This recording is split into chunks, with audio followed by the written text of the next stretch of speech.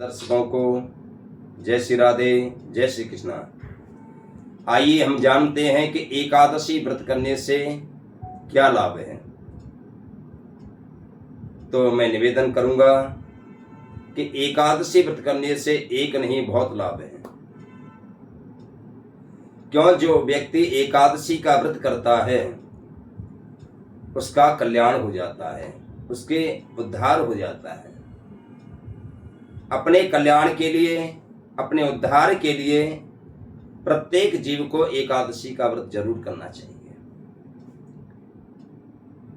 क्योंकि अपना कल्याण एकादशी का व्रत करने से होता है। लेकिन इसके साथ साथ में हमारे पूर्वजों का भी कल्याण होता है, जिनके पूर्वज अधोगति में पड़े हुए हैं। समय से पहले जिनके पूर्वज शरीर को छोड़ करके चले जाते हैं, जिनको अधोगति मिलती है, जिनका कल्याण नहीं होता है, ऐसे पूर्वजों को भी गति मिलती है अगर उनके घर में कोई भी एकादशी का व्रत रखता है। क्योंकि इस बार निर्जला एकादशी जो है 25 जून 2026 दिन गुरुवार को है। बड़ा सुंदर अवसर है। तो इस निर्जला एकादशी को निर्जला रह करके ही करना चाहिए। इसमें प्रयास ये किया जाए कि इसमें भोजन तो बिल्कुल नहीं करना चाहिए, क्योंकि भोजन करने से पाप लगता है। और विशेष करके जो लोग अगर एकादशी का व्रत नहीं करते हैं उन लोगों को चावल बिल्कुल नहीं खाना चाहिए, क्योंकि चावल खाने से, जितने भी चावल हम लोग खाते हैं, जितने भी चावल हमारे पेट में पहुंचते हैं,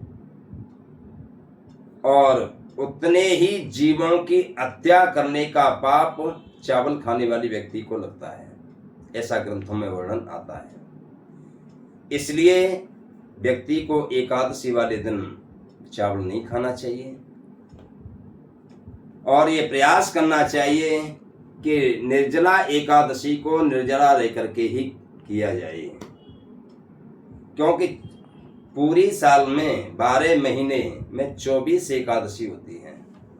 अगर पुरुषोत्तम मास को इसमें और जोड़ दिया जाए तो 26 एकादशी तैयार हो जाती हैं। 26 एकादशी व्रत करने से जितना पुण्य प्राप्त होता है उतना पुण्य केवल एक निर्जला एकादशी करने से प्राप्त होता है। तो इसलिए हम सब लोगों को निर्जला एकादशी का व्रत जरूर करना चाहिए, क्योंकि निर्जला एकादशी वाले दिन जब हम, या कोई भी एकादशी हो, जिस दिन हम कोई व्रत करें उस दिन सबसे पहले हमें ये संकल्प करना चाहिए कि आज हम पूरे दिन सत्य ही बोलेंगे, झूठ बिल्कुल नहीं बोलेंगे। क्योंकि धर्मन दूसर सत्य समाना, आगम निगम पुराण बखाना। क्योंकि सत्य बोलेंगे तो आपके पुण्य है वो और बढ़ेंगे। असत्य बोलने से पुण्यों का क्षय होता है। इसलिए हमें उस दिन सत्य का ही आचरण करना चाहिए। हमें पाप कर्म करने से बचना चाहिए, और काम क्रोध का भी त्याग करना चाहिए। ऐसे विकारों का त्याग करना चाहिए। हो सके व्रत को हम एक रूप से उपवास भी कहते हैं।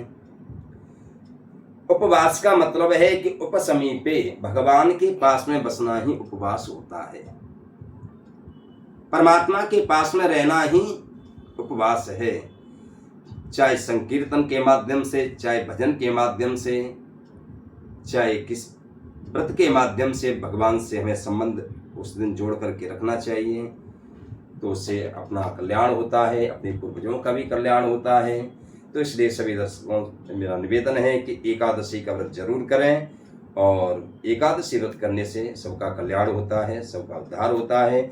जय श्री राधे, जय श्री कृष्ण।